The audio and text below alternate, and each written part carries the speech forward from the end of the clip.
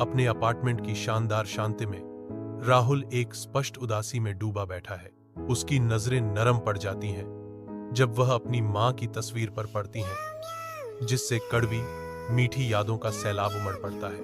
वह उसकी आवाज की गूंज में खो गया है। कहानियों की कोमल लय उसके कान में फुसफुसाई जाती है। उसे अपनी हाथों की गर्मी याद आती है जब वह प्यार से उसे खाना खिलाती थी।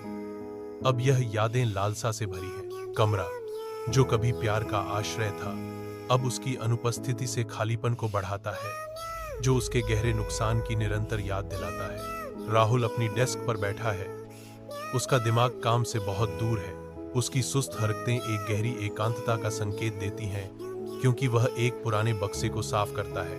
उसकी उंगलियां एक भूली हुई चिट्ठी से टकराती हैं, जो एक छिपी हुई याद को जगाती हैं। वह इसे धीरे से उठाता है। राहुल के लिए जब वह बहुत अकेला महसूस करे, शिलालेख उसकी नजर में आता है। शब्दों का सामना करते ही उसके हाथ में एक कंपन दौड़ जाता है। भावनाओं की एक लहर उस पर छा जाती है। वह धीरे धीरे पत्र खोलता है। उसकी आंखें कागज पर टिकी हुई हैं, अतीत का सामना करने के लिए तैयार। अपने अपार्टमेंट की शांति में राहुल अकेले बैठे हैं। दुख का बोझ उन पर हावी है। आंसू उसके चेहरे से बहते हैं, क्योंकि वह अपनी मां के पत्र को पकड़े हुए है।